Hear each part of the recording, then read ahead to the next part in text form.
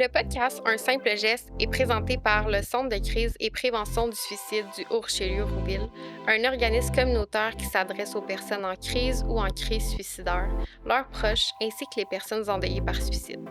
Notre équipe d'intervention œuvre auprès des citoyens de 21 municipalités autour de Saint-Jean-sur-Richelieu où nos locaux sont situés. La ligne d'intervention dessert quant à elle tout le territoire de la Montérégie.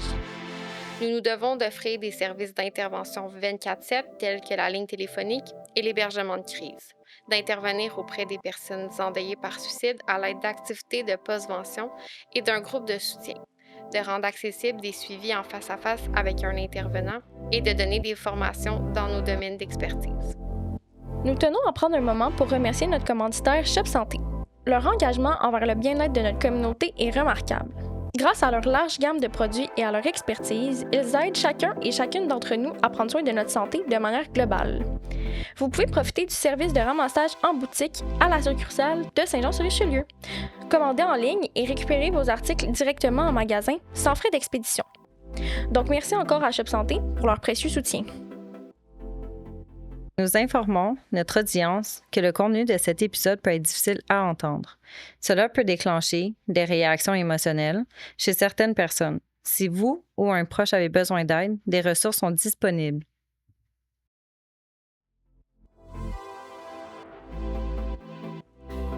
Fait que bonjour, bienvenue à un nouvel épisode d'Un simple geste. Aujourd'hui, on reçoit Maître Boumefta. Fait que je suis contente que tu sois là, je suis contente que tu aies accepté d'être ici. Juste avant qu'on commence à enregistrer, puis tout ça, on parlait un petit peu de toi, de ton parcours, puis on trouvait peut-être ça intéressant justement que tu nous en parles davantage.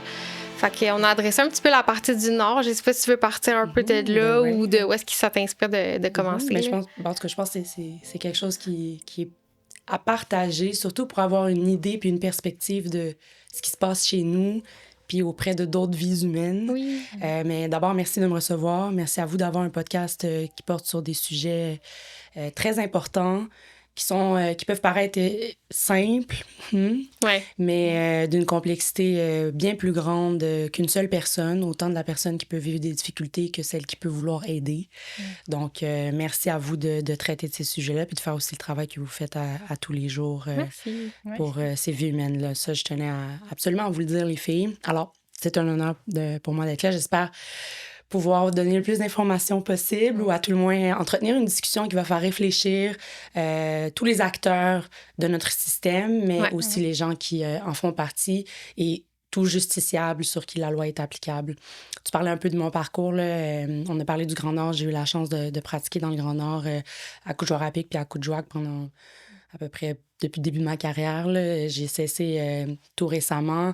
Ça incluait des voyages, donc on allait là-bas auprès des communautés. Puis, tu sais, quand tu vois là-bas le manque d'accès à des services de santé, que ce soit des soins de santé comme dentaires, jusqu'à des mini-opérations ou même des accès à de la médication, par exemple, tu te questionnes. Alors là, quand on arrive avec le niveau de santé mentale, tu sais, on court un peu après notre queue, là, comme le chien qui... Fait que c'est des accès qui peuvent être plus difficiles, quoique la visioconférence a commencé à être un peu plus applicable dans le Nord. Ils tentent par certains moyens de donner accès à des psychologues, mais ça reste que le contact physique puis la présence de ce type d'accès aux soins là-bas est clairement questionnable. Fait que c'est sûr que quand tu compares avec le Sud, ce qui se passe au Québec, plus dans le sud du Québec, là, dans le fond, dans nos régions, pour moi, c'est le Sud, là, si on parle pas de Cuba, c'est sûr qu'on se dit « Ah, wow, on a plus d'accès », mais en même temps, même ici, on voit qu'il y en a de la difficulté, il y a des listes d'attente à pu finir. La question financière revient souvent pour l'accès à ces soins-là. Après ça, ben, à savoir avec qui on peut avoir confiance, c'est d'établir ce lien-là aussi quand on parle de santé mentale. Fait que c'est assez particulier, puis c'est sûr que le layer culturel qui est applicable, tu sais, en termes de confiance. Tu sais, quand quelqu'un d'étranger qui connaît pas d'où tu viens, qui tu es, ce que tu es, t'as beau avoir le titre qui vient avec ça, de s'ouvrir puis d'avoir accès à ces soins-là peut être plus compliqué. Donc, il y a plusieurs niveaux, malheureusement, d'accès ou d'inaccès qui existent chez nous au Québec, alors que pourtant... on devrait avoir accès à ces soins-là tous et toutes, je pense, de façon égale. Puis est-ce que dans le Nord, dans le fond, c'est là, tu parlais justement d'accès justement à plein de services à la justice, puis il y a l'enjeu financier. Dans le Nord, est-ce que c'est quelque chose qui est comme offert par... la justice est offerte par le gouvernement ou autre, là? Normalement, c'est le même système de justice qu'il y a dans le Sud, mais applicable dans le Nord. C'est juste de façon ponctuelle. On monte pour des sessions de cours. Les juges, on vient tous du Sud. Le plus Nord, je pense, c'est Amos, là, d'où ils viennent, pour monter dans le Nord-Nord. Donc, c'est ça aussi qui est particulier dans autant la justice que le système de santé que le système d'éducation dans le Grand Nord. On vient tous d'ailleurs pour appliquer des choses qui ne sont pas leur langue, leur façon de voir les choses, qui ne sont pas leur loi. Donc, c'est assez particulier. En termes d'accessibilité, évidemment, l'aide juridique est applicable dans le Grand Nord aussi. Les soins de santé, on essaie de leur en offrir le plus possible. Mais tu sais, c'est sûr, quand tu vois en termes d'emploi, d'accès à des littéralement juste un revenu, c'est questionnable. Là. Mais après ça, il y a la question de ressources directes. Là. Ils sont où les professionnels? Fait que tout ça est clairement à souligner, puis à soulever, puis à dénoncer, je pense. Mais après ça, je pense qu'il y a beaucoup de gens qui partent aussi de bonne foi là-bas, aller travailler, puis tenter de... Fait que on le voit, là. J'ai fait de la DPJ aussi dans le Grand Nord, en dehors du droit criminel que j'ai touché un peu au début. Et j'ai vraiment concentré ma pratique en DPJ là-bas. Fait que, tu vois beaucoup de travail autant des intervenants que des gens du système, là. Donc, l'accessibilité, autant l'éloignement fait en sorte que c'est difficile. Les questions financières, évidemment, mais l'accès à la ressource primaire aussi, c'est sûr. Puis aujourd'hui, t'es qui en tant qu'avocate? Qu'est-ce que tu fais? Puis aujourd'hui, on vient, là, pour mettre en contexte, on vient parler justement des droits de la personne, dans la loi P38, un peu ce qui est santé mentale et le droit. Mais, tu sais, c'est ça. Présente-toi, tu sais, mettons, aujourd'hui, t'es où dans ta carrière? Puis... je suis avocate, criminaliste, mais en protection de la jeunesse également. Donc, j'ai la chance de faire du droit criminel adulte, mais également en jeunesse, mais aussi du droit civil en matière de protection de la jeunesse, donc tout ce qui touche la DPJ. Je représente beaucoup de parents. J'ai eu la chance de représenter beaucoup d'enfants aussi dans le Grand Nord. Dans le Sud, c'est un peu plus différent comme façon de fonctionner. Souvent, les avocats de l'aide juridique vont représenter les enfants, mais j'ai eu l'occasion d'avoir certains mandats de la part d'enfants, puis c'est un système qui s'articule autour de l'intérêt d'un enfant, mais avec beaucoup de vie humaine impliquée. La question de santé mentale peut être soulevée dans ce type de dossier-là à différents niveaux, que ce soit au niveau du développement de l'enfant, mais aussi des parents. Donc, tu vois que cette question-là, encore une fois, est intrinsèquement liée. Intrinsèquement, oui. Merci. À l'être humain. Fait que dès que tu es dans des causes d'être humain, ce que je fais dans tous les jours, dans la vie de tous les jours, bien, nécessairement, cette question-là peut rebondir, apparaître. Dans son applicabilité, tu parlais de P38, c'est une loi qui permet, entre autres, l'imposition de certains soins. Rappelons qu'au Québec, dès que je pense que t'es 14 ans, en fait. Là, je pense à la vide, mais t'as le pouvoir de consentir ou non à l'obtention de certains soins sans avoir l'accord de tes parents. Puis quand t'es majeur, ben c'est à toi de prendre des décisions, puis on a le droit de refuser. C'est primordial. C'est la base de nos droits. On parle quand même de notre intégrité physique, de notre vie privée, puis des choix personnels. Mais il reste quand même certaines conditions dans lesquelles on peut imposer des soins à une personne. Puis une de ces conditions-là, ben, c'est quand il y a un cas d'urgence, par exemple, quand elle met sa vie ou la vie de d'autres à risque. Alors, c'est là où, par exemple, l'autorité comme la police peut venir imposer, par exemple, une évaluation de psychologue ou une évaluation qui soit faite de cette personne-là avant de pouvoir la relâcher. On y reviendra sur la détention, mais pour te dire à quel point ça gravite autour des domaines dans lesquels je pratique. Puis évidemment, en droit criminel aussi, cette question-là de détention peut être posée, mais au fond, également, la question de santé mentale peut être soulevée par rapport à la clientèle à laquelle la clientèle qui peut faire face à des accusations criminelles.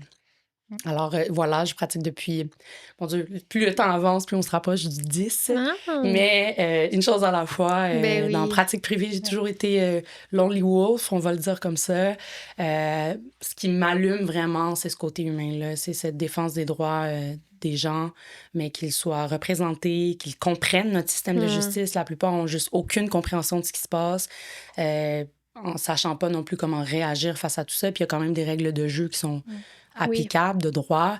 Fait que c'est de naviguer à travers ça, entre le côté humain, la compréhension, l'applicabilité du droit, mais également la chance de pouvoir dénoncer des choses puis présenter des positions qui, j'espère, vont dans le même sens que notre société libre et démocratique. T'sais, on veut pas être dans une situation d'anarchie, puis on veut pas non plus être dans une position où les gens n'ont pas ce qui est juste et équitable et raisonnable. Mais je trouve que c'est beau la façon que tu l'amènes parce que, premièrement, mon impression, c'est que tu le portes fièrement, ce titre-là. Puis souvent, il y a comme un enjeu de « Ah, tu défends les criminels », puis là, etc., tout ce qui vient avec. Puis j'imagine que tu en as entendu oui, mon Dieu, là. Noël s'en vient, là, fait que je m'attends à avoir encore des questions puis des choses, des commentaires comme ça que tu entends. Ah, défends juste des méchants. C'est pas du tout ça, là.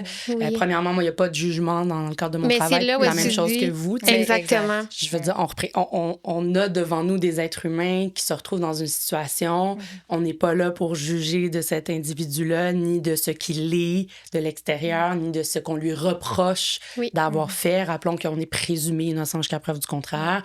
Mais il n'en demeure pas moins qu'il y a aussi des cas où c'est très clair, la personne l'a effectivement fait, puis je vais avoir un client qui va me dire « Non, là, je l'admets », puis il y a une autre étape, il y a un autre cheminement à faire. Il y a quand même toute l'imposition de sentence qui peut venir avec ça, qui est un énorme morceau, puis c'est important d'être bien accompagné, d'avoir quelqu'un qui va nous expliquer ce qu'il en est. Fait en dehors de la défense des droits, de voir si nos droits ont été respectés, puis là, je parle du droit criminel plus spécifiquement, entre autres, en termes de charte, est-ce que ça a été fait, les mandats ont été bien exécutés, par exemple, est-ce que la détention, est-ce que ton droit à l'avocat, est-ce que ton droit au silence, donc tous ces droits-là, un peu plus en termes pratiques d'applicabilité du droit, sont normalement par des avocats de la défense, on le vérifie, on va le passer au peigne fin, mais il y a tout l'individu qui est devant moi. Fait qu'en sachant que mon rôle d'avocat de la défense n'est pas de juger, peu importe le crime. Puis en passant, je représente des gens. Le code criminel est assez épais, là. C'est écrit en tout petit, là, on dirait une petite Bible. Là.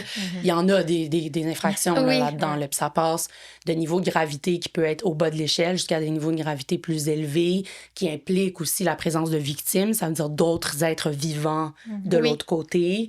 Puis ça, je tiens à le mentionner parce que c'est une autre image qu'on peut avoir des avocats de la défense, que on attaque les victimes, qu'on est contre les victimes, puis que dans nos travails de contre-interroger, par exemple, quand on est à procès, c'est de les humilier, de les écraser. C'est pas ça du tout. Là. Moi, je considère que j'ai un être humain qui est devant moi. J'ai un travail à faire de questionner, d'aller au fond des choses. Il y a des règles de loi qui sont applicables où on a des versions qui peuvent être contradictoires et on laisse le tribunal, la couronne, faire son travail et le tribunal trancher en fonction des faits qui lui sont présentés. Puis ça, c'est un équilibre sain qu'on doit avoir dans notre société et éviter justement des préjugés, des étiquettes qui peuvent nous être collées. Donc, je vois vraiment mon rôle plus grand que juste de représenter une seule personne. Je le fais aussi pour la société, parce que si on n'est pas là pour s'assurer, par exemple, que les droits sont bien appliqués, s'il y a des questions, je reviens à la santé mentale à soulever, mon Dieu, on enlève beaucoup d'étapes de protection générale. Puis je peux donner l'exemple des mandats de perquisition. Vous le savez tous, votre maison, c'est un lieu privé. La police ne peut pas juste arriver, débarquer, rentrer puis fouiller, à moins que vous l'autorisez à rentrer ou qu'ils aient un mandat. Fait que, si on accepte qu'il y ait ce type d'action-là qui soit faite sans règles de droit respectées, puis après ça, ça peut devenir j'utilise l'anglicisme free for all. Fait que ma vision de ça, c'est vraiment de défendre les droits de tous et toutes dans l'individualité de cet être humain qui est devant moi puis qui a littéralement l'État contre lui. Ça, faut pas l'oublier. Là. Ce concept-là de David contre Goliath, c'est exactement ce qu'on retrouve en criminel et également en matière de protection de la jeunesse en DPJ. Quand tu vois tout un système qui est mis en place autour de toi, ta famille, encore une fois, c'est souvent des clientèles vulnérables, très difficiles. Fait que je me dis, si je peux au moins en être la porte-parole, chicanez-moi pas pour le micro que non, c'est correct. Au moins en être la porte-parole, puis l'espèce de... Mon Dieu, j'allais dire petit espoir peut-être pour ces gens-là. Tout grand, mais c'est-tu cet aspect-là qui a fait... Je vais mettre sur mute parce que je l'ai entendu vibrer. C'est-tu cet aspect-là qui a fait la différence entre, mettons, choisir de quel côté... Tu sais, parce que parler des victimes, de l'accusé, ou est-ce que l'État est contre? Est-ce que c'est cette petite grande chose-là qui a fait que tu t'es positionné d'un bord? C'est un côté. Il faut le dire, je pense, pour expliquer à tous et à toutes, notre système a cette dualité-là, il faut le dire. Il y a deux parties. En criminel, tu as le DPCP, les procureurs, qu'on appelle les procureurs de la couronne. Couronne parce que c'est l'État. Aujourd'hui, c'est le roi contre la personne accusée. Avant, c'était la reine. Feu, reine. Alors, il y a le procureur de la couronne qui représente l'État, qui accuse, qui reçoit les preuves de la police, ce qui a été colligé, qui va décider de porter des accusations. S'ils ont cette perspective raisonnable de condamnation, ils vont y aller. En même temps, il faut garder en tête qu'ils n'ont pas de cause à gagner. Ils ne devraient pas avoir cette mentalité-là de gagner quelque chose. C'est de mener à bien un dossier et de faire une preuve hors de tout doute raisonnable qu'il y a eu commission d'infraction. Évidemment, pour la saine administration de notre justice, notre société, il y a des crimes qui sont... Le mot le dit, c'est des crimes. C'est des choses qu'on n'accepte pas dans notre société puis qu'on doit mener à terme, possiblement pour des sentences. De l'autre côté, tu as les avocats de la défense. Et quand on a une victime, juste pour le souligner, elle n'a pas d'avocat. C'est l'avocat de l'État. Et la victime, se retrouve à être un élément de preuve, soit sa version pour la couronne dans le cadre d'un dossier. Donc, c'est peut-être cette nuance-là que plusieurs personnes n'ont pas en tête. C'est pas un contre l'autre. C'est pas un contre l'autre. Cet avocat-là ne représente pas l'intérêt de la victime. Il est là pour s'assurer de mener à bien un dossier. C'est sûr qu'il va être en contact avec le procureur de la couronne. Il va avoir une question de préparation de témoignage. Et là, depuis plusieurs mouvements et dénonciations, il y a des meilleurs accompagnements qui sont faits auprès des victimes. Il y a même des équipes spécialisées de procureurs qui ont été créées et même de policiers pour recevoir, par exemple, des plaintes en matière d'agression sexuelle, avoir un meilleur encadrement. Tu vois qu'il y a des efforts qui sont faits. C'est pas encore parfait, là, vraiment pas. Au niveau de la défense aussi, il y a de la formation, je pense, qui est nécessaire à faire. Puis c'est pas donné à tous les avocats de faire ce type de dossier-là. Je pense qu'il faut avoir un bon doigté pour y arriver. Puis c'est cet aspect-là humain. Et alors, en défense, on représente les gens généralement qui sont accusés, mais j'allais dire pas étonnamment, ça m'étonne pas. Puis au contraire, je pense que les gens devraient avoir le réflexe de le faire. Mais j'ai même aidé plusieurs victimes aussi et à aller porter plainte à la police, leur expliquer c'est quoi le cheminement criminel, quelles sont les conséquences, mais aussi tout le chemin qui est à venir, qui est devant cette personne-là, qui n'est pas facile. C'est réellement le parcours d'un combattant. Alors, d'expliquer ça, les accompagner. Fait que, en dehors de l'avocat en poursuite, ces gens-là ont quand même le droit d'avoir accès à de l'information juridique en dehors de ça. Mais évidemment, quand je le fais, je représente pas l'accusé de l'autre côté. Alors, c'est comme ça que le système fonctionne. En matière de DPJ, il y a des avocats qui représentent chaque partie. Les parents ont un avocat. S'il y a matière de violence conjugale, chacun a son propre avocat. L'enfant, son avocat. Et il y a l'avocat de la DPJ. Fait qu'on se retrouve en plus avec plus de parties impliquées généralement, mais autour d'un intérêt central qui devrait être celui de l'enfant. Alors, c'est effectivement une bonne question, puis c'est intéressant de savoir pourquoi je me suis retrouvée à être positionnée vraiment en mode défense. Je te dirais que honnêtement, moi, j'ai fait mon bac en droit sans même savoir que ces domaines-là existaient. Parce qu'il y a beaucoup de branches en droit quand même. Vraiment. Puis quand t'es au bac, t'apprends un peu à les découvrir, mais pour être bien honnête avec vous, je savais même pas que la DPJ existait avant de faire mes premiers cas de DPJ comme avocate. Fait que ça vous donne une idée à quel point je savais pas. Il y a quelques universités qui offrent des cours en matière de protection de la jeunesse qui est super intéressant, mais tu sais, c'est pas dans le curriculum de base, avec les cours de base. Ça reste aussi très théorique. Donc, le droit criminel, déjà, j'avais eu un intérêt pour ça. Côté défense, spécifiquement, en raison de l'analyse, en raison aussi de la proximité que tu as avec un être humain pour qui tu défends les intérêts. Alors, cette vision-là aussi. Puis je pense aussi la pratique, travailleuse autonome, cette liberté-là qu'on peut avoir comme travailleur autonome. C'est sûr que ça vient avec d'énormes défis, une énorme pression aussi. Quand tu commences, on ne sait pas t'es qui. Il faut vraiment que les gens aient confiance en toi. Puis c'est la base même de mon travail, de développer ça. Fait que, tu sais, je reviens encore à la santé mentale. En plus, si c'est un layer de santé mentale puis que la personne que tu représentes a ça, la confiance est encore que plus importante. Fait que, tu as une crédibilité aussi à bâtir. Après ça, est-ce que c'est de dire que c'est un choix parce que je me serais pas vue de l'autre côté? Je pense pas. Je pense que j'aurais été capable de faire le travail de l'autre côté. Mais il y a, je pense, cette proximité-là avec les joueurs sur la glace et cette importance-là d'être le porte-voix de ça. face à ce qui est peut-être plus gros. Mais c'est ressenti, puis c'est comme une passion, Ouais. je dirais vraiment. Là. Vraiment. C'est C'est comme la petite c'est étincelle qui... ce qui fait la différence vraiment pour toi, effectivement. Je pense que oui, effectivement. Puis, tu sais, quand ça vient te chercher ici, puis tu parles de passion, je pense que c'est peut-être le lien que je peux faire en disant que c'est ma vocation. Là. Je pense que j'ai trouvé peut-être mon X par rapport à ça, en espérant changer les choses, mais en rationalisant puis en sachant que je suis juste une petite goutte dans cet énorme océan-là. Oui, là. oui, effectivement. Il y a comme on dirait qu'on veut changer le monde, puis en même temps, c'est ça, on n'est pas... Il y a plein de joueurs, fait que... Absolument, il faut faire, absolument. c'est Ben, ça. faut faire la part des choses, parce Oui. que sinon, ça devient trop gros à porter Oui. Effectivement. sur ses épaules. Puis je me demandais, exemple, quand tu crées les liens avec quelqu'un, justement, qui a possiblement des enjeux en santé mentale, est-ce que vous posez la question si la personne a des enjeux, un diagnostic ou quoi que ce soit, ou la personne le mentionne, ou si elle ne mentionne pas, tu sais? À quel moment, exemple, on peut demander une évaluation, mais je ne sais même pas si excellente toi, question. dans ta position, tu peux demander une évaluation, tu sais, tu peux absolument. avoir un doute que quelque chose. Mais... Ben oui, absolument, absolument. Que ce soit en matière de DPJ ou en criminel. Tu sais, en criminel, souvent, quand tu reçois la preuve, déjà, il peut y avoir certains éléments qui peuvent donner des indices par rapport à littéralement l'événement en soi. Je peux vous donner un exemple de façon large. Mettons, quelqu'un qui se chicane avec son voisin, puis la police a déjà des antécédents d'application de la loi P38 envers cet individu-là, ben ça nous donne déjà un indice.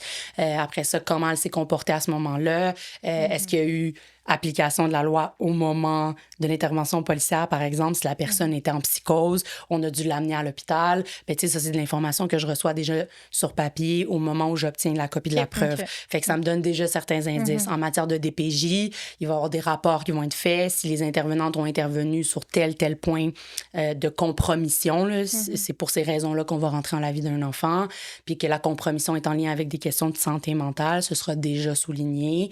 Et en fonction aussi des demandes des parties, est-ce qu'il y a des évaluations qui vont être exigées? Je peux orienter puis travailler le dossier, mais il y a aussi eu des cas où c'est après avoir rencontré la personne face à face, avoir eu des discussions avec elle, sans être une professionnelle, moi, je donne pas de diagnostic, c'est sûr et certain. C'est clair que je vais pas là-bas, je vais pas dans les conseils envers la personne, mais tu sais, de sentir que, OK, où ça peut t'aider dans ton dossier qu'on ait une évaluation, à avoir un portrait global, puis mieux orienter aussi les prises de décision qu'il va y avoir qui vont t'impliquer toi. Tu es un être humain, puis là, le système est face à toi. Là. Fait qu'on va essayer de t'aider le plus possible ou avoir accès à des ressources ou prendre des décisions comme en droit criminel. Il y a 2 volets de santé mentale qui peuvent être soulevés. Le premier est l'aptitude à subir son procès. Ouais, il y a des gens qui n'auront pas ça. Et aptitude à subir son procès, c'est de comprendre qu'est-ce qui se passe. Est-ce que tu comprends qu'il y a un procureur de la couronne qui t'accuse, qu'il y a un avocat de la défense, qu'il y a un juge qui peut trancher de ta culpabilité? Est-ce que tu as conscience de ton environnement, de qu'est-ce qui se passe? On est vraiment à la base même de la présence mentale d'une personne qui peut être questionnée, soulevée et qui est permis d'être soulevée en fonction de notre loi. Puis c'est très clair, là, l'idée est de ne pas faire subir justement cette pression-là de la loi sur une personne qui n'en a même pas aucune compréhension et qui va prendre un chemin différent, donc de la judiciarisation. Ça, c'est quelque chose qui fait généralement l'étape de la comparution, au moment où on reçoit la preuve, qu'on reçoit le libellé de nos accusations, de déterminer si on va de l'avant vers la judiciarisation ou si on va vers des soins de santé plus précis pour ces personnes-là. Donc, ça, c'est fait généralement à cette étape-là. Et il y a toute la question qu'on peut voir à venir à plusieurs reprises, entre autres dans nos médias, parce que c'est quelque chose qui peut être très frappant. Et même quand on entend la commission de certains crimes, on se dit « Ah, il va soulever la question de santé mentale. » C'est comme si c'était un free ticket. Là. C'est pas un golden ticket. Là. C'est pas un free ticket du tout. Qu'est-ce que ça implique, mettons, quelqu'un qui va justement... Parce que là, on le voit que c'est quelque chose il va prendre la carte de... Et il va pas bien, puis justement, santé mentale. Qu'est-ce que ça implique quand t'es connu comme ça? C'est vu comme socialement, comme c'est facilement de comme... je sais pas comment l'expliquer, mais comme si tu n'auras pas de condamnation, de peine ou tu n'auras pas d'accusation, je sais pas, on dirait que c'est comme, il va être acquitté parce que justement, enjeu de santé mentale. On dirait que ça ressemble à ça. C'est pas ça socialement. Du tout. Oui, je sais, Du mais tout. Fait que c'est pour ça que c'est vraiment bien qu'on en parle puis qu'on le souligne. Parce qu'une évaluation de santé mentale, là, on parle beaucoup plus au moment des faits.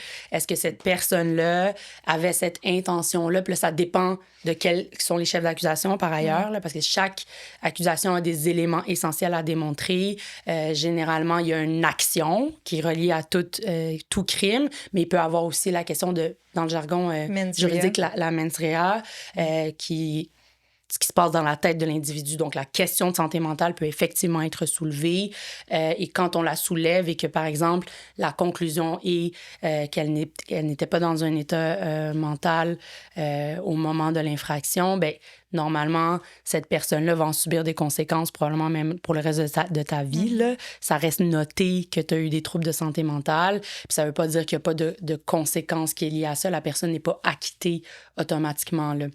Donc, ça vient quand même avec toute une étiquette, toute une série de conséquences par rapport à ça. T'sais, ça a été soulevé dans plusieurs types de dossiers, certains même impliquant de l'intoxication volontaire ou non. Ça aussi, c'est d'autres questions qui peuvent être soulevées, mais tu sais, cet élément essentiel de preuve-là qui doit être démontré pour monsieur, madame, tout le monde qui est normal en santé mentale, bien, pour quelqu'un qui aurait été dans une situation de santé mentale qui ne pourrait pas démontrer que sa mens rea a été impliquée, bien, ça peut être absolument soulevé, mais ça fait pas en sorte qu'il sort du terrain. Au contraire, ça amène même potentiellement à des soins forcés, là. Je sais pas comment l'expliquer, mais c'est comme fâchant. J'ai l'impression, tu sais, exemple, quand c'est un gros crime qui a été commis, puis exemple, quand il y a des questions d'enfants, puis il y a des cas qu'on pense dans nos têtes, là. Mais je pense que, tu sais, socialement et moralement, il y en a tellement que ça les fâche, puis pour eux, c'est comme une carte facile de s'en sortir, même s'ils s'en sortent pas. Mais la marque qui reste, c'est d'être non criminellement responsable, je tiens à mentionner. Ce n'est pas un acquittement. On reconnaît que la personne a posé les gestes qu'elle a posés, mais ne sera pas assortie de la même sentence ou de la même conséquence qu'une personne Ça se peut que, mettons, au lieu de rentrer en détention carcérale, peu importe, elle va rentrer en thérapie. À Pinel, mettons, dans quelque chose d'un peu plus encadré. C'est pour ça que je vous dis que c'est pas un... Est-ce que dans tous billet les cas... de liberté, puis c'est pas un billet... Tu sais, il peut y avoir des... Ça peut sembler être une piste de solution facile, ou premièrement, c'est pas facile, il faut des expertises. Ça, c'est clair. Donc, c'est pas juste en faisant mention ou en le soulignant que la personne y a droit, y a accès. Faut que ce soit ordonné par le tribunal aussi. On passe quand même par un système qui va d'ailleurs forcer la personne à se soumettre à cette expertise-là pour voir qu'est-ce qui en ressort. Est-ce qu'au moment des gestes, elle était consciente du bon ou du mauvais. Mais une fois que c'est revenu positif puis qu'on sait qu'elle est non criminellement responsable, c'est pas une finalité de dire « Ah, ben, haha, tu sais, j'ai commis un crime puis je m'en sors parce que j'étais crazy au moment. » Puis d'ailleurs, j'aime pas le mot « crazy », là, je le dis, là, mais d'associer des problèmes de santé mentale avec ce mot-là, faut qu'on fasse attention. Puis, est-ce que dans tous les cas, exemple, ceux qui sont reconnus non criminellement responsables vont directement, exemple, à Pinel ou, tu sais, dans certains cas, nécessairement, non? Pas nécessairement, mais quand même, c'est quand même une des avenues, je te dirais, que j'ai vu. Puis on s'entend, ça reste quand même... Ça te suit pour le reste de ta vie. Puis, tu sais, ça peut impacter dans différentes sphères de ta vie. C'est sûr et certain, là. Je sais pas si ça va être le bon terme que je vais utiliser, mais on s'entend que Pinel, à un certain point aussi, c'est quand même une forme de pénitencier, de prison. C'est une détention. C'est ça. C'est absolument d'accord avec toi. Puis je pense que c'est bien de le souligner aux gens. C'est pas une liberté. Puis il y a eu des documentaires sur Pinel. C'est pas une thérapie 3 mois. On a eu quelques caméras qui ont même pu s'immiscer dans cet établissement-là. Je pense à Radio-Canada. Je veux pas parler à travers mon chapeau, mais on a quand même de la documentation là-dessus où on sait que c'est pas un resort, là. On est encadré, il y a des professionnels, mais spécifiquement en matière de santé mentale pour des gens qui, effectivement, en ont besoin. Mais après ça, quand on élargit cette question-là, puis ce que je trouve particulier puis malheureux, c'est qu'on peut avoir des gens sans qu'ils soient déclarés non responsables criminellement, qui ont quand même des problèmes de santé mentale, puis qui nécessitent de l'aide, puis que malheureusement, ils tombent dans les cracks du plancher de notre système, où ni le système juridique criminel, ni le système de santé, ni rien n'est capable de les prendre en charge, puis de leur offrir cette aide-là, puis ce soutien-là. Je pense entre autres à tous les gens qui sont marginalisés, beaucoup de gens en situation d'itinérance, beaucoup de gens qui ont déjà pas de toit, pas accès à toutes ces ressources-là, mais qui ont des problèmes de santé mentale, qui sont judiciarisés encore et encore et encore parce que la police n'arrête pas de les arrêter, des fois pour des conneries, exemple, des pipis sur la place publique, tu sais, puis tu te dis, OK, tu sais, mais cette personne-là a besoin d'aide plus que ça, puis la judiciarisation n'est pas une solution pour l'aider à sortir de là. Fait que ça aussi, c'est quelque chose que malheureusement, via mon travail, je vois, puis que tu te dis, mon Dieu, où sont nos ressources? Et à l'inverse, ben ces gens-là, souvent, refusent les soins. Oui. Mais ils sont Puis pas... le refus, ben c'est ils n'ont ça. pas confiance dans le système, puis je comprends Ah, donc, ben là. tu vois, il y a aussi, tu vois, ça, c'est un autre... j'aime ça utiliser un peu le terme, une autre pellicule, tu sais, une autre vision qui est importante d'avoir quand on est des intervenants dans ce monde-là, puis qu'on peut faire face à des gens qui peuvent être dans cette situation-là, mais que plusieurs peuvent oublier ou même avoir des jugements là-dessus, tu sais. Voyons donc, comment il peut ne pas croire au système puis pas accepter ça? Ben oui, ça se peut, puis on est dans une société libre et démocratique, il a bien le droit à son opinion, mais malheureusement, ça donne que, tu sais, ça affecte aussi sa santé. Toutefois, la limite, elle est où? C'est sa vie, une atteinte à sa vie, sa sécurité à lui-même ou elle-même ou à d'autres. Fait que si on prend l'exemple, revenons à quelqu'un qui peut être en situation d'itinérance puis qui se met à courir dans la rue avec un couteau dans les mains, à hurler pendant qu'il est en psychose, par exemple, ben là, ça donne force de loi puis d'applicabilité à la P38, par exemple, puis à un policier de dire, ben OK, toi, je vais te détenir non seulement parce que tu es en train de commettre une infraction, mais aussi possiblement pour des raisons de santé mentale. Mais encore là, il y a une faille parce que ces gens-là se font évaluer. Puis au moment de l'évaluation, ben des fois, ben tout est beau. Tu sais, il n'y a plus de risque pour leur vie puis la vie d'autres. Fait que qu'est-ce qu'on fait? On les relâche, puis ben Cette OK. loi-là, elle a tellement de failles, puis elle est claire, mais en même temps tellement difficile à mettre en place parce que oui, toutes les failles, puis est-ce que toi, tu considères que, exemple, une P38, quelqu'un chez qui on applique la P38, c'est une arrestation? Est-ce que tu le vois comme une Ben, c'est une arrestation? détention. C'est une arrestation. Attention, à Détention. distinguer. Arrestation est une chose. OK. Ça, c'est qu'il y a des accusations qui sont portées contre toi. On te met en état d'arrestation. Tu peux être détenu pour fin d'enquête si tu es suspect, c'est-à-dire qu'on t'empêche physiquement de quitter un certain lieu, puis ça, c'est par rapport à la police, là, vis-à-vis un individu, parce qu'on est en train de vérifier ton identité, par exemple. On est en train de regarder des choses. Tu as intérêt à pas bouger. Idéalement, et je rappelle à tout le monde, tu appliques ton droit au silence, ça veut dire que tu fermes ta...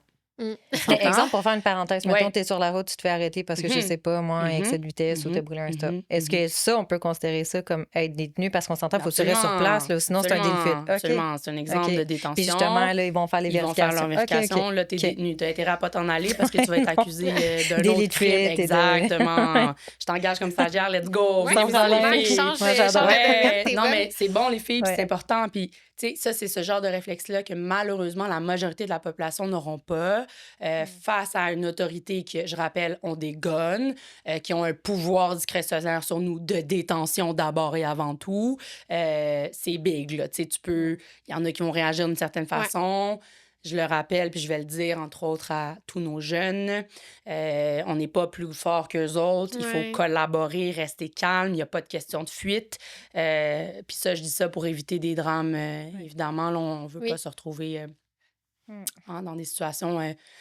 Bref, alors, il y a différents types de détention et il existe cette détention-là en application de la loi P38 qui permet à un policier de détenir quelqu'un pour lui faire passer une évaluation ou l'amener de force à l'hôpital, par exemple. Donc, sans qu'il y ait commission d'infraction, sans qu'il y ait un crime, sans qu'il y ait des motifs raisonnables de l'arrêter pour un crime. Donc, la police, en dehors de ce qui est le code criminel, peut aller aussi avoir ce pouvoir-là discrétionnaire puis détenir la personne.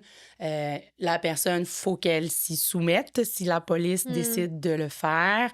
Mais après ça, ça dépend de son état. Souvent, ça peut être des gens qui sont en pleine psychose. Encore une fois, je reviens à l'exemple extrême d'une psychose là, où quelqu'un Un peu contact à la réalité. Voilà, parce merci que de le résumé. Parce que tu peux être aussi en psychose sans être un danger pour Absolument. personne. C'est On n'enlèvera dérangeant, pas mais... tes droits. Voilà. On n'enlèvera pas tes droits juste parce que, oui, mentalement, c'est vrai là, que cette personne a besoin de soins, a besoin d'aide, mais on n'enlèvera pas les droits d'une personne parce qu'elle est dérangeante et non dangereuse. Exactement. Absolument d'accord avec toi. Puis, tu sais, c'est là où la discrétion des policiers...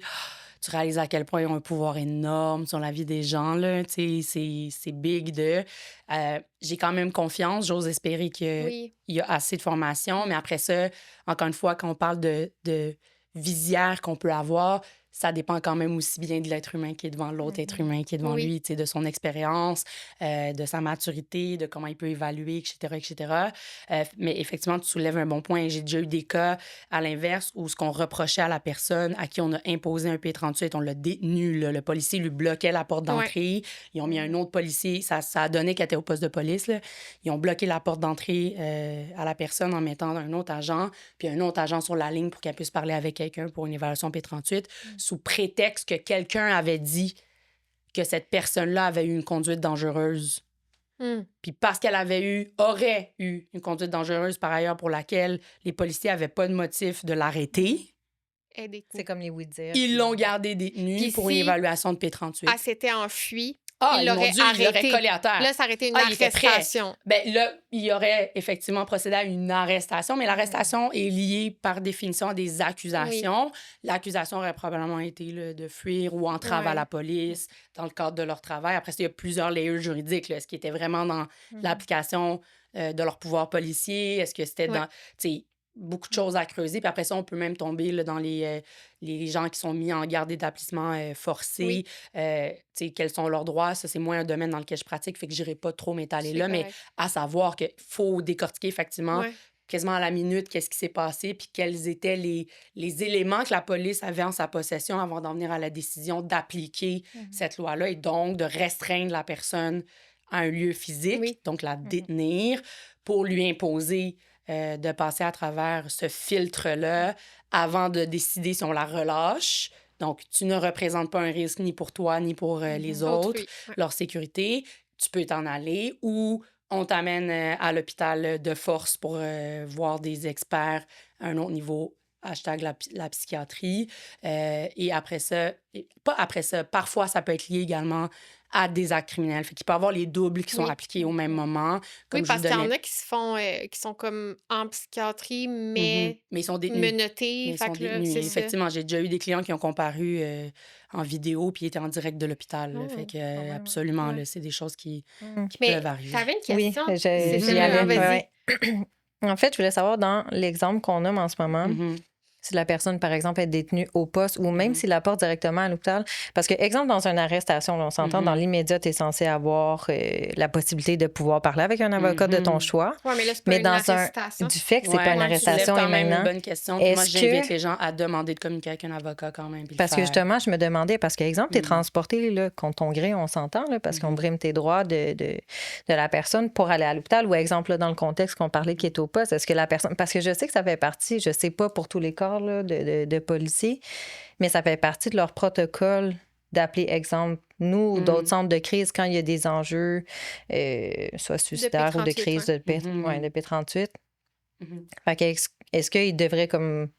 Je sais pas comment formuler, mais est-ce qu'il y aurait le droit, justement, de... Tout de suite, c'est pas automatique. Il faut que la personne réclame de parler à son avocat. L'application du droit à l'avocat vient nécessairement avec l'application de ce qui est arrestation au moment où on t'accuse de quelque chose, que tu comprennes de quoi tu es accusé, qu'on puisse te... Mais du fait que c'est pas une accusation. Mais en détention, par exemple, pour fin d'enquête, pour tout ça, quand même, là, ce droit à l'avocat-là pourrait être questionné, soulevé.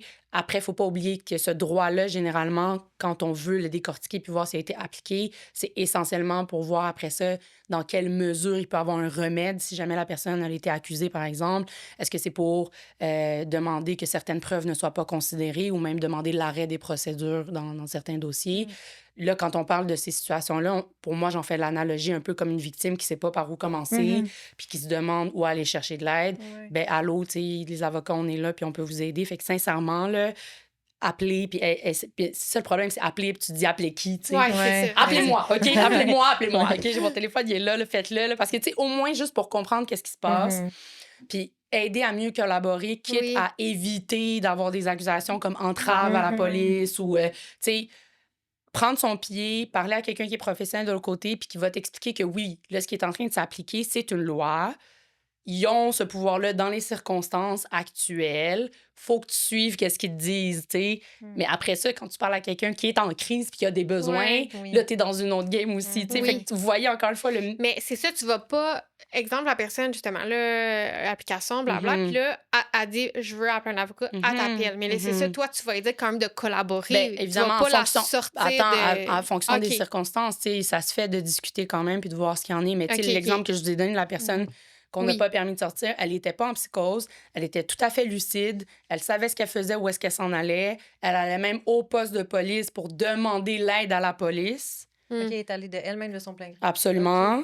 Fait que, tu sais, on est dans une situation où tu te dis, mon Dieu, t'es plus que clairvoyante, là, tu comprends absolument ce qu'il y en est, tellement qu'effectivement, à la fin, les policiers l'ont libérée, puis en lui disant, « Ah, j'espère que vous pensez pas que c'est nous les méchants. Ouais, ben en tout cas, tu sais, une chance que je suis restée. Puis une chance que je me suis conformée à votre test, parce que vraisemblablement, ça aurait pu prendre une autre tournure. Puis, tu vois, pour éviter cette autre tournure-là, des fois, ça en vaut la chandelle de prendre le temps, de parler avec quelqu'un aussi. Puis le lien de confiance, encore une fois, tu sais, quand on a l'autorité qui est face à nous, notre réflexe, quand on est cette personne-là qui est vulnérable, c'est de, tu sais, fight or flight, là. Fight, tu vas avoir des conséquences. Flight, tu vas avoir des conséquences. Fait que, essayer de... Puis c'est sûr que c'est pas facile. Fait que de pas être tout seul. Puis je pense que ça, c'est peut-être une autre chose qui me drive à vouloir faire ce que je fais, là. Ben, ça peut être un beau plus. Après, ce que je questionne, c'est clair, tu sais, c'est tout ce qui est en place puis accès aux ressources. Parce que le policier, encore une fois, n'est pas nécessairement outillé là, en matière de santé mentale pour gérer la personne qui est devant lui. Fait que c'est pour ça que votre travail est plus que pertinent et important et nécessaire. Mais c'est là que le partenariat est aidant parce que chacun a ses compétences. Moi, j'ai pas plus les compétences d'un policier et vice-versa.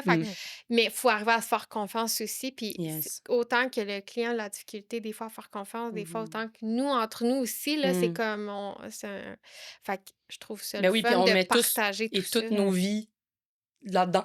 Oui. On est sur le terrain. Fait que, tu sais, c'est ça. On est tous impliqués d'une façon ou d'une autre. Absolument. Puis je reviens encore à l'exemple de gens qui ont en plus d'autres layers de vulnérabilité que celui de santé mentale. Tu sais, il faut en être conscient là, que on vit avec des vies et on travaille avec des vies. Fait qu'effectivement, mais il y a toute une question d'outillage, mais aussi de pouvoir. Et ça, c'est big, là. C'est ça qui arrive quand tu as une loi ou ton autorité ou de par ta position, tu as ce pouvoir-là sur une vie humaine. C'est pas rien. C'est pas rien. Puis c'est quelque chose avec lequel, en tout cas, j'espère qu'on peut sensibiliser les gens, les informer, qu'ils comprennent aussi comment ça s'articule. Puis tu sais, tantôt, tu parlais de vision juste de notre société. Tu sais, il y en a pour qui la police, c'est un gros non-non, où il y a même déjà des traumas qui ont été subis avant. Fait que c'est ça. C'est du multi-sectoriel, on va le dire comme ça, multi-layering aussi à considérer. Mais j'ai vraiment beaucoup d'exemples en matière de P38, là, peut-être à donner là aussi, là, des gens, c'était une histoire de bruit. C'est le voisin qui avait appelé parce qu'il y avait trop de musique en haut. En fait, non, l'inverse. La dame a appelé, excusez-moi, parce qu'il y avait trop de musique en bas du voisin. La police est arrivée, puis ils ont finalement appliqué P38 sur la madame. Ah non! OK. En disant que c'est elle qui avait des problèmes de santé mentale, puis tout ça, puis tout ça. Peut-être des voix. Ben, j'aimerais ajouter puis permettre de faire ce lien-là. Tu sais, on parle de profilage racial. Il y a aussi, malheureusement, des lignes, puis notre gouvernement ne le reconnaît pas, là, mais le racisme systémique, c'est finalement l'application de préjugés, conscients ou inconscients, du fait qu'on a une personne XY qui ressemble à I. Bon, on va le parler, là. Qui a un teint de peau plus foncé que nous autres, ou moi. Mais quand même, je pense que les Arabes... Enfin, pas je pense, les Arabes et les Autochtones aussi sont inclus là-dedans, où l'autorité va avoir ce filtre-là de plus, puis appliquer la loi différemment sur ces gens-là de cette raison-là. Et c'est documenté par ailleurs. Puis là, cette histoire-là que je vous raconte, on parle d'une femme noire Puis le policier, dans son rapport, avait écrit « Angry Black Woman », tu sais. Oh. Fait que quand tu lis ça, tu vois ça, tu sais que c'est ce qu'il a utilisé pour appliquer la P38, t'en as des poils qui t'hérissent, là. Puis on parle pas des États-Unis, on parle pas de, tu sais, et nos voisins qui ont... mon Dieu... Chez qui on a vu littéralement l'être humain mourir devant nos yeux, là, pour pas rappeler l'affaire de George Floyd. On a quand même beaucoup avancé depuis. Là. Puis d'ailleurs, quand tu parles d'interception policière, l'article 636, ils ont été en appel dans l'affaire Luamba. Je sais pas si vous avez suivi cette cause-là. Mais c'est un individu qui s'est fait intercepter à plusieurs reprises parce qu'il était noir. Mais il me semble que c'est pas à cause de lui que la loi est censée revenir et tout, mais qui n'est pas toujours applicable au Québec, en fait, right? Le 636, c'est le pouvoir discrétionnaire d'un policier d'intercepter n'importe qui, sans avoir de motif raisonnable de le faire, pour vérification ou pour... Mais c'était en rapport avec le profilage de mémoire. Absolument. Ben, c'est exactement mais ça. Mais au Canada, elle est revenue, mais reconnu. pas au Québec encore. Pardon? C'est au Québec. C'est une cause au Québec. Elle est revenue au Québec, là. Oui, absolument. Ils sont revenus en appel, puis l'appel, normalement... Elle est passée? Oui, ils ont gagné. Là, parce que c'est récent. Parce que c'est tout récent, là, ça, je parle peut-être. semblait aussi. Oui, parce que là, genre, puis Maître Belton, il y a toute une équipe d'avocats qui ont travaillé là-dedans. D'ailleurs, shout-out à tous ces avocats-là qui ont tenu le bout. La clinique juridique de Saint-Michel aussi, qui s'implique énormément depuis sa création. C'est une OBNL, par ailleurs. Il y a personne qui est payé là-dedans. On travaille vraiment pour un meilleur accès à la justice, mais aussi une branche spécifiquement en profilage racial. Et on a une branche aussi de profilage racial, de racisme systémique dans le milieu médical, dont on parle et on fait mention, qui est important à souligner et qui plus est encore plus dans le milieu de la santé mentale où c'est pas des choses qui sont objectivement mesurables. Fait qu'on reste dans le subjectif, on reste dans des choses qui... Fait que ça ouvre encore plus place à ce type d'erreur-là, malheureusement. Puis je tiens à mentionner que le racisme systémique, c'est pas parce qu'il y a le mot racisme en devant que les gens qui, malheureusement, peuvent en être des auteurs sont racistes. On va arrêter, là. C'est pas ça le débat. C'est comme la lunette qu'on a. Oui, puis c'est exactement pourquoi notre beau ministre et tous les ministères renoncent à l'application de cette définition-là. C'est qu'on se cache derrière ça en disant qu'on n'est pas raciste, nous autres, puis on accepte tout le monde, puis c'est pas ça. Mais il y a toujours mais il y a toujours mais. Oui, puis c'est ça même. Puis encore une fois, il ne faut pas oublier que c'est conscient ou inconscient. Puis en santé mentale, ce layer-là est plus que présent. Je l'ai vu auprès des communautés autochtones. Mais c'est ça, j'allais dire. On va prendre un exemple qui je pense qu'il est très reconnu que le monde ont déjà entendu ou vu d'une part ou d'une autre, mais justement, les Autochtones, ils ont tous des problèmes de consommation, par exemple. Ben oui, tu vois un autre biais. Complètement, justement. Je cherche le mot stigmatisé, mais c'est pas ça que je veux dire. C'est ça, c'est exactement ça. Mais on le reconnaît, exact, le stéréotype de les sauvages et tout ça, dû à la consommation et tout. Mais... T'as dit ça, là, j'ai ma colonne qui a fait... C'est fou, là. Oui. Puis, tu sais, toutes absolument les préjugés, où est-ce qu'on peut... Aïe, aïe, c'est lourd. Aïe, aïe. Ça fait réagir, hein, quand même. Ben, c'est comme une histoire, là, sans revenir dans tout ça, mais j'ai un blanc de mémoire de son nom de famille, mais Joyce... Joyce Echaquan, absolument. Oui. Parlons-en. C'est un cas très, très clair de racisme systémique dans le milieu médical. Rappelons aux gens un peu les faits. Il s'agit d'une dame qui était hospitalisée à Joliette, qui était rentrée pour des douleurs, qu'on a attachée à son lit et qui a fait un live Facebook. C'est ça qui a fait en sorte parce qu'on a dit que les infirmières... Qu'on a eu des preuves. Oui, parce que qu'on a cru aux preuves. Su. Exact. C'est fou, hein? Oui, parce qu'elle avait juste verbalement dit « j'ai vécu ça, on aurait dit Oui, je crois que ça l'aurait passé dans du beurre. Puis je me pince les lèvres parce que c'est fou comment... Quand on fait face à l'autorité ou à des gens comme ça qui ont une crédibilité ou un titre associé à leur nom... qu'on se sent petit, pas cru, pas écouté, c'est grave, là. Puis c'est pour ça, d'ailleurs, que j'invite les gens, quand vous êtes en relation, vous vous retrouvez face à la police ou vous êtes témoin de pas hésiter. On a tous ça souvent à portée de main, de le faire record. On a le droit de le faire, mais dans le respect du travail des autorités qui sont devant nous, au risque d'être accusé d'entrave. Donc, si on vous demande de reculer, vous le faites. Ils vont pas vous enlever votre téléphone, ils vont pas vous empêcher de le faire. Faites-le. Parce qu'effectivement, quand on se retrouve, puis je le vois beaucoup trop souvent dans le système, puis Joyce, malheureusement, ça a été un exemple de cas où il a fallu ça pour qu'on réalise que ça existe, de un, que dans notre système de santé, donc des gens qui sont pas en situation d'autorité, c'est-à-dire que normalement, on a notre libre choix d'accepter ou pas de recevoir des soins. Je suis là comme personne vulnérable. Déjà, on l'est tous. Dès que tu mets le pied dans le système de santé, tu es vulnérable. Puis, quoi? Puis il a fallu ça. D'ailleurs, il y a eu une pièce de théâtre en plus sur la cause. Écoute, j'avais été la voir, je te jure, puis les mots ont été repris, mot à mot, de qu'est-ce qu'on lui a dit à cette femme-là. C'en est perturbant, mais ça existe. C'est là, c'est chez nous. Là, on en met en lumière. Malheureusement, il aura fallu des drames, la perte de vie humaine.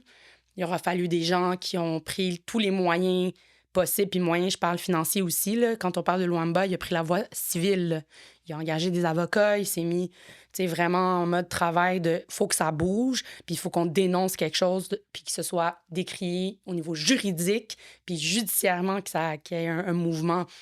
Tout ça, malheureusement, ça prend du temps, mais ça commence à avoir lieu d'être chez nous. Fait que quand tu vois le judiciaire bouger, la dénonciation bouger, puis tu te dis, est-ce que le politique devrait suivre? Oui, d'ailleurs, des élections approchent, allez voter, mesdames et messieurs, s'il vous plaît.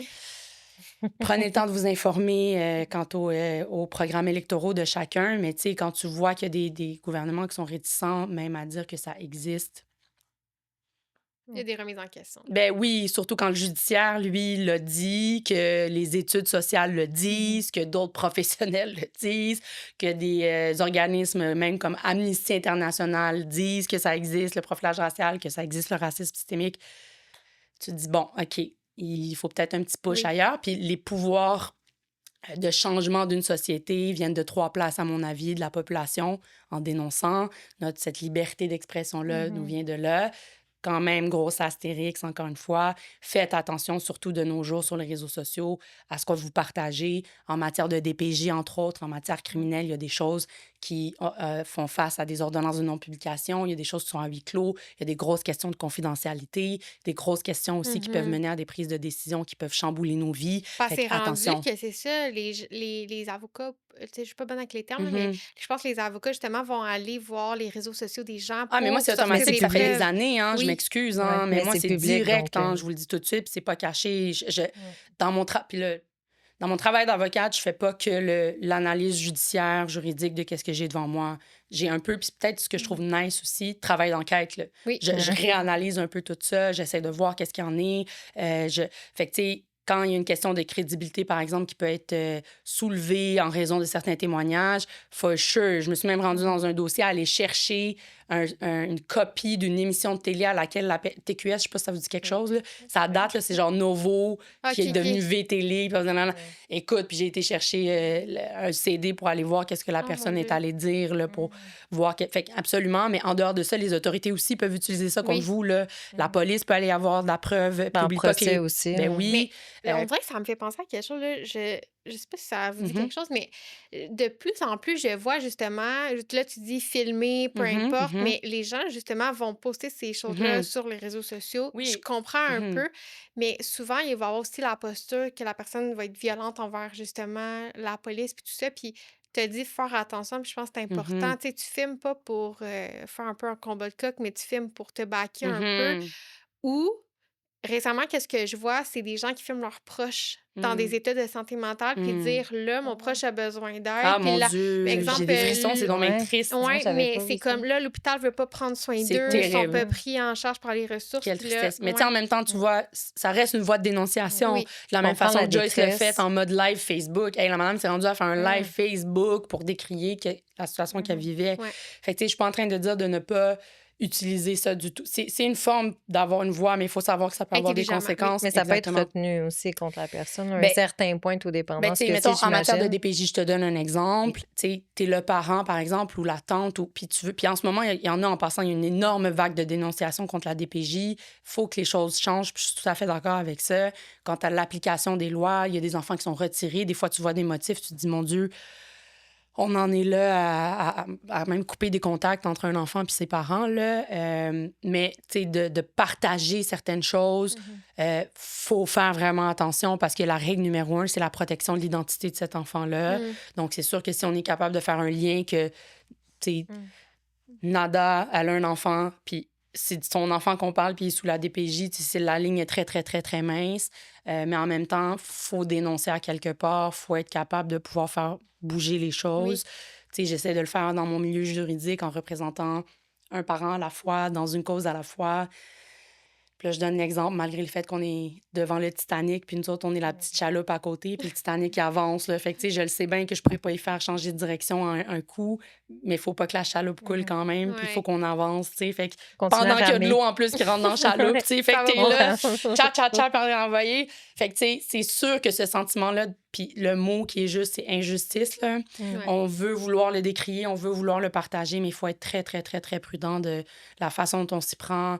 Puis si on le fait mais moi, c'est sûr, je conseille à tous mes clients de ne pas se rendre là puis de ne pas le faire, de protéger le plus possible l'identité de leur enfant, puis à eux aussi, puis à savoir... Sur les réseaux sociaux, tu parles? Oui, surtout sur les réseaux sociaux, c'est Mais sûr on et entend certain. tellement des histoires d'horreur de ça, là, moi, ça me fait Malheureusement, puis la question de santé mentale est souvent soulevée. On le voit, en fait, de plus en plus. Il y a eu la modification de la loi qui a été faite en matière d'application de la loi de la protection de la jeunesse quand on fait face à une situation de violence conjugale versus aliénation parentale. Fait que la question de santé mentale, alors là, serait soulevée en disant que le parent, pour X, Y raison, n'accepte pas la séparation, puis là, ça joue sur la santé mentale de l'enfant. Dans son intérêt, ça ne fonctionne pas. Alors que de l'autre côté, tu fais face plus à une question de violence conjugale, un parent qui est en situation qui met de l'huile sur le feu dans le conflit, puis alors que c'est l'autre qui en subit les conséquences. Là, fait que, encore une fois, multisectoriel, multilayering, en fonction des intervenants qui sont sur place, comment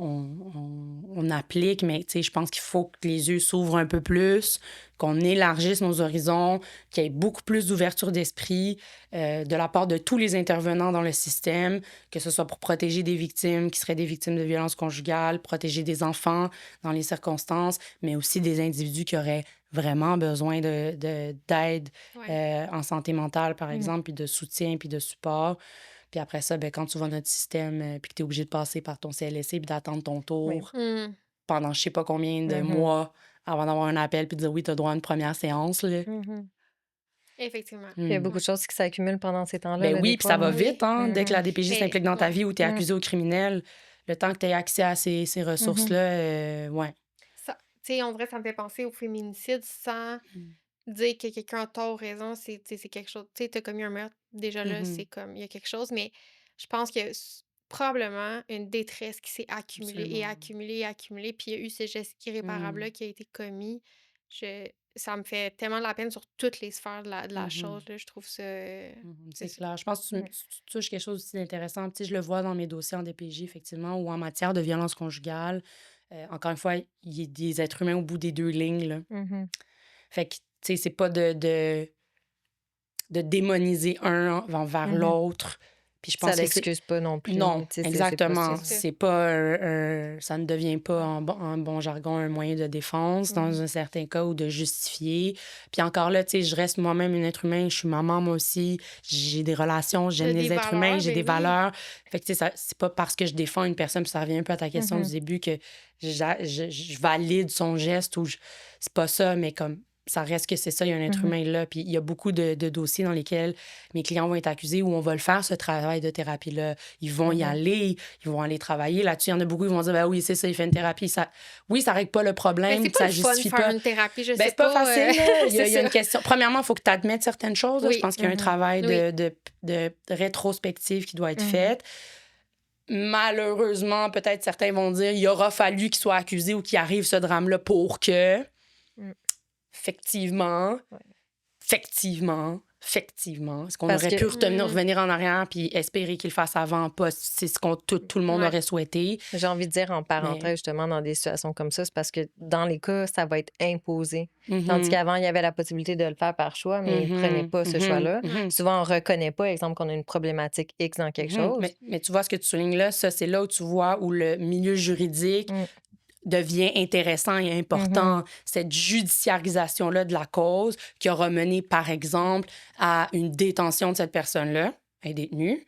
Dans le cadre de sa remise en liberté, j'entretiens des discussions avec la couronne, puis en fonction du dossier, on se dit, OK, c'est une personne, par exemple, qui devrait faire une thérapie de gestion de la colère, puis que pour être remis en liberté, il faut qu'elle passe par là, puis que la personne accepte de le faire. Ben oui, là, tu vois qu'il y a un levier qui a été enclenché de force via une ordonnance de la Cour, certes, mais en même temps, enfin, let's go.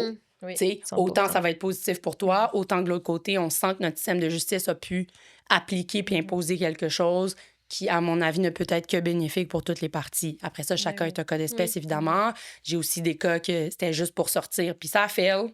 Puis tu reviens dedans. Ils vont en faire ce qu'ils veulent ensuite, mais j'ai envie de dire quand même, tu as quand même dans des thérapies, intégrer un petit quelque chose, un petit coffre à outils que tu peux commencer à utiliser, mais je veux dire, c'est ta personne, c'est ta responsabilité, puis c'est en toi de décider qu'est-ce que tu vas en faire quand tu sors de thérapie, même si, exemple, c'était imposé, c'était une décision par la cour, que pour toi, ben, il y en a, c'est ça, malheureusement, qu'on entend, je me lave les mains, je fais ça, mais je vais pas en prison. Il y a le contraire aussi. Mais généralement, les gens, en tout cas, les gens avec qui moi je fais affaire, généralement, ils vont jusqu'au bout. Tu sais, c'est toujours difficile d'aller au bout de la thérapie, mais tu sais, 100%. Puis c'est pour ça que j'offre vraiment un contact le plus possible avec ma clientèle de disponibilité, puis d'accompagnement, d'aide, de conseils, d'assistance. Tu sais, souvent, genre des appels de la thérapie, on va se parler, puis c'est con, mais des fois, juste un lâche pas de ton avocate, puis continue. Tu sais, on arrive au bout, la prochaine date est là, puis comme ça peut être encourageant, puis permettre à ces gens-là d'aller au bout de ça. Puis après ça, on est tous des êtres humains qui évoluent en des stades de notre vie différents. On a tous un background, on a tous nos traumas. Il y en a pour qui ça va prendre une autre situation avant que ça déclique, mais il y aura au moins touché à ça, tu sais. Mais puis il y a aussi l'inverse. Il y a des gens qui vont se faire, justement, ils vont avoir une sentence en détention, mais peut-être que cette personne-là aurait eu besoin de thérapie ou d'aide ou quoi que ce soit. Ça me fait penser, il y a quelqu'un qui nous avait déjà raconté que dans la détention où est-ce qu'elle travaillait, il y avait une femme qui était là parce que dans sa psychose, pas dans sa psychose, elle avait un trouble de bipolarité, puis dans sa manie, elle avait une manie d'ordonner les meubles. C'était vraiment une manie, puis elle rentrait chez les gens par infraction juste pour placer leurs meubles. Ah, tu vois, quel bon exemple de personne qui a des problèmes de santé mentale, qui se retrouve à commettre un crime, qui est une intro. T'as pas le droit de rentrer chez des gens, mais en même temps... placer des meubles. Je veux pas banaliser, mais il y a comme quelque chose un peu de... C'est ça, mais cette personne-là s'est ramassée en prison pour quelque chose, dans le fond, qui est peut-être plus fort qu'elle. Je sais pas. Mais tu vois, ça, il y aurait peut-être une question de responsabilité criminelle à soulever, là, qui aurait pu être intéressante. Mais après ça, ça revient aussi un peu à l'exemple qu'on donnait tantôt de gens qui, malgré leur passage dans le système judiciaire, n'auront pas un meilleur accès à des soins de santé. Tu sais, on parle aussi de cas qui ont besoin de médication. Là, est-ce que la personne prend sa médication? Est-ce que le bon encadrement et tout ça, etc., etc. Tu sais, c'est là où tu dis l'application de filets autour d'une personne sont importants, mais après ça, qui, quoi, comment, où deviennent des questions très importantes. Puis, mon Dieu, si j'avais une baguette magique pour sauver le monde, je le ferais, là. Mais oui. Ah, nous aussi. Oui, certainement. Je pense qu'on s'en va vers la fin. Déjà. J'hésite. C'est tellement tôt, je suis comme dans une hésitation. Est-ce que je pose une dernière question qui peut-être va évoquer un plus long sujet ou en couple là, tu me diras dans quoi tu es à l'aise. Puis la question est quand même... Plonge. Tout ce qui se passe avec des PJ en ce moment, les arrestations, Plonge. C'est Rivière-des-Prairies que ça va se passer? J'ai pas le nom d'établissement, mais je pense que tu fais référence à ce qui se passe avec les intervenants qui ont été arrêtés pour relations avec mineurs, etc. Je suis pas au courant. Récemment? Non? Oui, c'est genre la grosse affaire du moment. Oui. Je sais pas si on peut sortir l'article ou... Vas-y donc, on peut... Mais juste pour avoir factuellement les bonnes places, mais il s'agit quoi. d'un centre de réadaptation pour jeunes. D'ailleurs, il y a une autre chose qui est sortie aujourd'hui du fait qu'il y avait un centre de réadaptation. Puis, by the way, par définition, c'est un centre où on mène nos jeunes mineurs, où il peut y avoir des délinquants, c'est-à-dire des jeunes qui passent par le système juridique criminel, mais aussi des PJ, où ils sont pas en famille d'accueil, ils sont pas chez leurs parents, donc ils sont remis entre les mains de l'État, puis c'est l'État qui a leur responsabilité, et donc ça devient le lieu où ils dorment, ils vivent, ils mangent, ils circulent. Il y a évidemment différents niveaux de sécurité qui sont applicables dans les centres pour nos jeunes, les centres jeunesse, pour ne pas dire.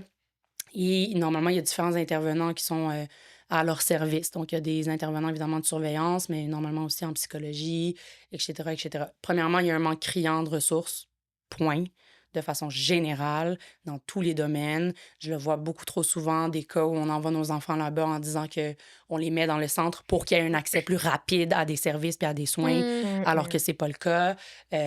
Puis c'est vraiment troublant. Donc, autant le manque de main-d'œuvre, le manque de services. Puis après ça, ce qui arrive en ce moment, puis ça, je tiens à le mentionner, où on va chercher notre main-d'œuvre après ça, ben, tu sais, on réduit un peu les critères des niveaux d'embauche. Puis on va aller dans un bassin d'intervenants plus jeunes.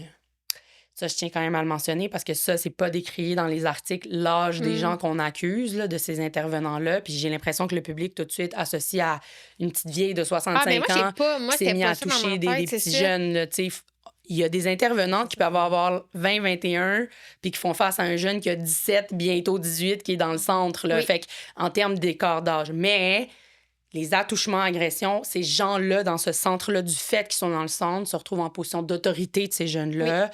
Puis exactement comme l'exemple d'un professeur, puis on les a vus, là, il y a eu des vagues de dénonciation face à des profs qui ont entretenu des relations intimes avec leurs élèves. Ben, c'est illégal face à un mineur. Ça devient une agression sexuelle mineure, attouchement mineur, puis ça peut avoir des conséquences. Ben, en fait, c'est dans l'article, c'est tu te retrouves en position d'autorité présumée face à cet enfant-là. Oui, parce qu'il y a des âges où est-ce que légalement, tu as le droit. Tu sais, comme, mettons, un prof, une stagiaire de 21 avec un jeune de 17, mettons, ça pourrait le faire ou vice-versa, un homme, une femme, peu importe. Ben, le stagiaire, elle pourrait être considérée comme position d'autorité. Mais vu que tu es en autorité, stagiaire ou suppléante ou peu importe, mais vu que tu es en autorité, même si l'âge dans le monde normal, sans la question d'autorité, ça passerait, mais là, vu l'autorité, ça passe pas. Exactement. Après ça, il y a quand même une question aussi d'âge là, qui est à considérer, c'est-à-dire entre la personne avec qui le mineur a une relation, ou elle peut être considérée aussi en position d'autorité du fait que c'est un adulte face à un enfant. Fait qu'il y a quand même aussi des lignes à jouer, mais il y a effectivement quand même une zone grise où un mineur peut consentir à des actes sexuels. C'est quoi, après ça, tu peux être aussi, comment on appelle ça, fiché comme dans les registres de délinquance sexuelle et tout ça. Absolument. Comme la pédophilie, même si on a dans notre tête l'idée de comme le gros écart comme ça. Il y a des séries québécoises en plus qui sont sorties là-dessus et tout. On voit une prof qui est en amour avec son jeune, le jeune est en amour. Très bon comme c'est excellent. Le casting est bon tout. Rapport homme-femme aussi, une fille qui va coucher avec son prof, il y a comme peut-être le côté de l'abus, mais un gars qui va coucher avec sa prof femme, il y a comme le côté genre hey, je suis hot puis comme j'ai accompli quelque chose. C'est un trophée en quelque sorte. Oui, mais mettons que je retourne dans des séries que j'écoutais ado là, quand la jeune a couché avec son prof était hot là. Genre elle avait accompli quelque chose, fait qu'on a comme romantisé quelque chose qui dans le fond est le mot légal, est juste en romantisé, exactement. Qui est illégal. C'est exactement ça. C'est exactement ça. Puis tu vois dans l'application juridique des choses, puis c'est quelque chose qu'on apprend en droit de base, il y a les coutumes et mœurs d'une société, il y a la jurisprudence, il y a la loi. Dans coutumes et mœurs, c'est là où tu vois l'influence qu'une mouvance dans une société peut avoir. Puis je vais pitch in là-dedans le mouvement MeToo. Là. Ça, c'est venu faire bouger énormément de choses dans notre système par un mouvement, une vision, l'application d'un filtre de plus où on se dit, ben non, il y a quelque chose qui fonctionne pas. On met le break, puis nous, on veut changer cette vision-là des choses que notre société peut avoir. Puis tu sais, encore une fois, en matière de santé mentale, ça en ajoute en titi des layers là, à considérer ou à pas considérer.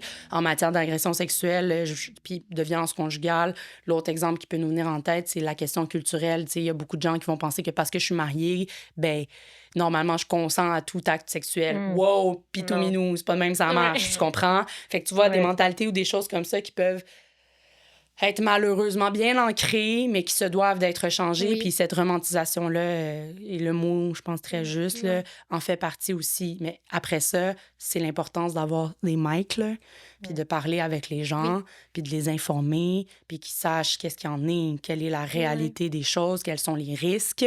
Puis, tu sais, de pas oublier qu'on va faire face aux conséquences des gestes qu'on pose.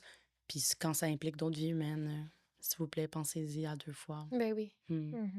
Mais là, je l'ai, le chose, c'est justement les éducatrices de la Cité des Prairies. Cité des Prairies, c'est ça. C'est quoi son... Dans le fond, c'est que... Là, je vais lire l'article rapidement en biais, là, mais une dizaine d'éducatrices, dans le fond, qui étaient à la Cité des Prairies, qui est un centre de réadap. Puis, dans le fond, ils ont eu des relations de nature sexuelle avec des jeunes, dont plusieurs qui étaient mineurs. Ben, mineurs, d'habitude, ils sont tous mineurs, c'est mineurs, c'est ça. Puis, dans le fond... On parle de gens qui sont sous la direction de la protection de la jeunesse, qui sont comme des crimes graves, comme des meurtres, trafic de drogue, proxénétisme Mhm. ou usage d'armes à feu. Mm. Puis on parle d'au moins 9 éducatrices et 2 gestionnaires ont été suspendus Mm. de leurs fonctions. Puis là, il y a une enquête un petit peu à savoir qu'est-ce qui se passe. À suivre sur les faits, j'ai Mm. hâte de voir qu'est-ce qu'il Oui, y en est, mais tu sais, ce genre d'histoire-là va probablement mener à des accusations criminelles. Faut garder en tête que il va probablement avoir des ordonnances qu'on appelle de non-publication là, pour protéger l'identité des oui. enfants. Mais il y a Mais aussi tout l'aspect des grossesses aussi, là. Je ah sais pas, Des oui, j'ai peut-être grossesses? entendu il y parler de aurait eu ça. des Apparemment, il y aurait eu des... éducatrices Ouais. qui auraient été enceintes Mm. suite à ces Ouais. relations. Ouais. Mais je pense que c'est un gros système, là. On parle aussi d'agents qui ont comme camouflé certaines choses, qui ont aidé dans en tout cas, Ben, tu sais, c'est malheureux, tu sais, là, on y va un peu plus en termes d'opinion, là, on n'est pas oui. nécessairement dans Non, le c'est ça. juridique, Non, mais c'est tu sais, faut garder en tête que ils sont mineurs, qui aient posé le pire crime du monde ou pas, il reste des jeunes en situation de... C'est des personnes vulnérables. Oui. Point. Mhm. Après ça, tu as des gens qui viennent là normalement pour encadrer, aider, ou même un concierge qui passerait dans le corridor, là, qui serait un adulte. Il y a quand même cette perspective-là de protection de ces jeunes-là. Là, ce qu'on soulève dans cette affaire-là, c'est la surveillance, évidemment.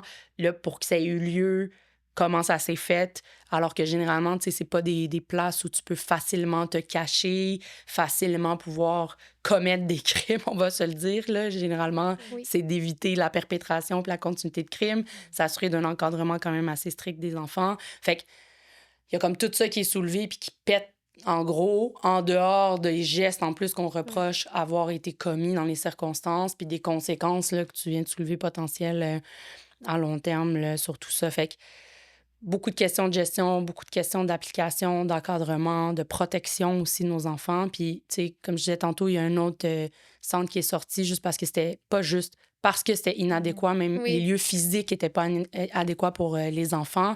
Puis, il y en avait même un, je sais pas, c'était l'année dernière ou avant, tu sais, qui mentionnait qu'ils étaient dans des locaux, pas de fenêtres à longueur de journée. Tu sais, tu Il y a dis, comme un wow. mouvement là, qui Oui, mais il faut, encore une fois, un peu comme le profilage racial ou des problématiques comme ça de société, puis là, encore plus qui touchent nos enfants, faut le mettre en lumière, faut le décrire, faut que ça change. Mais après ça, en dehors de décrire puis de mettre en lumière, par exemple, via des enquêtes journalistiques, ben il faut voir qu'est-ce que le système de justice va en faire, qu'est-ce que le système politique va en faire également, tu sais, où sont-ils? Alors, c'est ce qu'on questionne. À suivre dans cette affaire-là, en criminel, Mais très comme certainement tu des dis, questions ça à risque poser. d'être comme fait on the side vu qu'il y a des Ben, en fait, on va mineurs, être au puis courant comme population qu'il y a des accusations qui vont être portées, puis de quelle nature, mais très certainement pas d'autres détails. Je m'attends à ce que ce soit quand même assez protégé, mais il reste quand même une importance, je pense, d'informer le grand public, puis dans l'intérêt de la protection de celui-ci, puis de l'avancement de notre société, d'en être au courant. Fait que c'est des gros cas qu'on a chez nous qui Quand sont même, pas ouais. Mais à j'avais pas minimiser. entendu. Mais je suis curieuse de savoir, je sais pas si tu as la réponse, mais de où ça a parti? Est-ce que c'est comme les jeunes qui ont parlé ou on sait Au niveau de la pas, là? dénonciation, bonne je me question. OK. rappelle pas. Pour OK. vrai, j'ai pas Bonne tous les question. détails, là. J'ai Ouais, entendu non. plein OK. de oui dire, puis en même Mm. temps, c'est ça, c'est les médias, fait qu'ils Ouais. mettent de l'avant comme Mm. un peu les choses Ben, faut faire sensationnalistes attention. Ils ont quand aussi. même un devoir comme journalistes de Mhm. rapporter Oui. des faits qui ont été quand même... Mhm. On s'attend à Relater. ça. Puis Oui. c'est pour ça, les gens aussi, là, tu sais, assurez-vous de lire puis d'écouter des bonnes sources Oui. d'informations. Mhm. On est dans un monde de TikTokers et TikTokeuses qui peuvent Ouais. parler un peu Oui. de tout et de rien. Puis surtout, encore une fois, je reviens au sujet de santé mentale. Ça peut être un exemple, tu sais, allez pas chercher vos sources d'endroits qui sont pas fiables.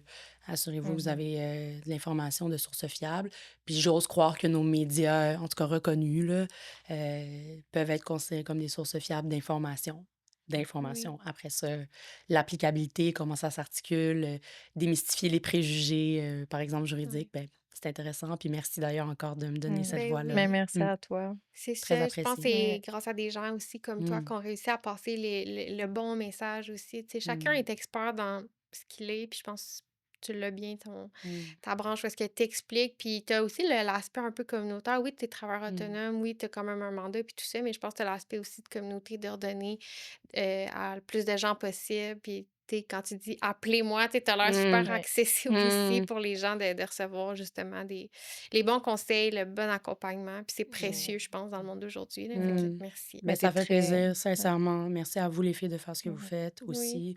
Quelle bonne idée d'en faire un podcast pour Mais il y en a partager. beaucoup, des podcasts. On essaie justement de trouver, nous, notre marque, puis justement de... Mm. Mais oui. En tout cas, on lâche pas. Oui. Mm. Hey, avant d'oublier, j'ai... Ah oui, Ah, mon Dieu.